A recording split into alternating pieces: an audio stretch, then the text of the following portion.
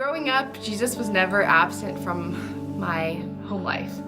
My parents raised me Christian. I grew up in California, some of it, and we always went to church every Sunday. And then we moved to Colorado, and it still happened. And I remember my dad was gone a lot because he worked in California, and so he was absent from quite a significant chunk of my childhood. Throughout all of this, I hadn't really had a relationship with Jesus, mainly because I was struggling with depression through my middle school years. And I didn't really know it. I didn't really address it because I didn't know what it was like to go through something like that. And I remember it actually carried on through it was on and off. So it carried on through my freshman year. I went to a different school, and keep in mind I had gone to, from moving to Idaho, I went to 4 different schools, and so I'd changed schools every year. And so I'd always start as the new kid, and it would end up being like a cycle kind of, where I would just get down about my situation, how I was always the new person, and I never really sought Jesus in any of this. I started changing into a person I wasn't proud of and who I didn't want to end up like. And this kind of progressed through my sophomore year. I started having really bad relationship problems with a couple of my immediate family members.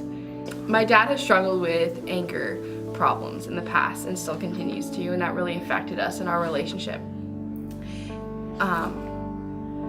That really made me disconnect from any idea of who Jesus is. And I just felt so empty. That's the only word I can use to describe it, is empty. And I just felt worthless, and that I didn't really matter. And I tried to find my worth in other people and what they thought of me, and if they thought I was funny or pretty and stuff like that. And I think the same stuff started happening, and there was a lot of moments where I didn't want to be here anymore, and I did take action on that. And by the grace of God, I'm still here. But yeah, in the summer before senior year, that summer really changed my life. Things started getting really bad with my parents again, and it was getting to the point where I didn't know what to do about it. And then I met my closest friend group that I still have today, the best friends that I've ever had, mostly because our relationship is rooted in Jesus. But they invited me to youth group, and I went, and then I ended up getting a job at the summer camp there, and that summer camp really changed my life. Jesus really revealed himself to me through these kids that I was working with, and just the atmosphere in the church just made me always want to be there. And even though at the same time at home it was getting really bad, I remember one night at a campfire, it was like the end of summer thing, I remember just crying in my car, just thinking about my situation and just how I wanted to end, and I wanted my relationship with my dad to go back to the way it used to be. And I remember hearing the song Hard Love by Need to Breathe, and that really spoke to me, because it's saying, hang on longer, because God has a plan for you and you matter. And I was just thinking about that, and that night is the night that I can honestly say I fully gave my life to Christ.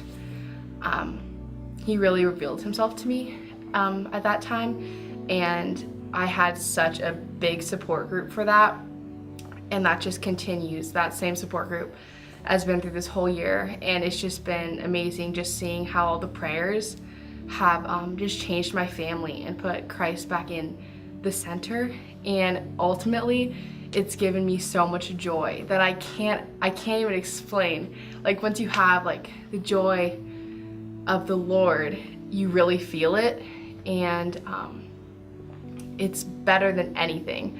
It's better than ever. I can't explain it, but God has given me that joy, and I just want to shout his name everywhere, and it just gives me an indescribable feeling. And I saw this verse in James. I want to read it, hold on. it says, "Count it all joy, my brothers, when you meet trials of various kinds, for you know that the testing of your faith produces steadfastness. And let steadfastness have its full effect, that you may be perfect and complete, lacking in nothing." And this is just an example of like God has given me so many trials, and I've had to just, I don't know, I just know he did this because I would not be the place where I am today in my relationship with Jesus that I would have been if this crap I had. Can I say that? Okay, yes. This crap I had to go through with my parents, if this hasn't happened,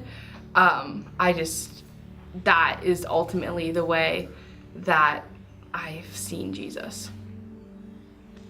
My name is Jocelyn Emerson, and I'm a part of a greater story.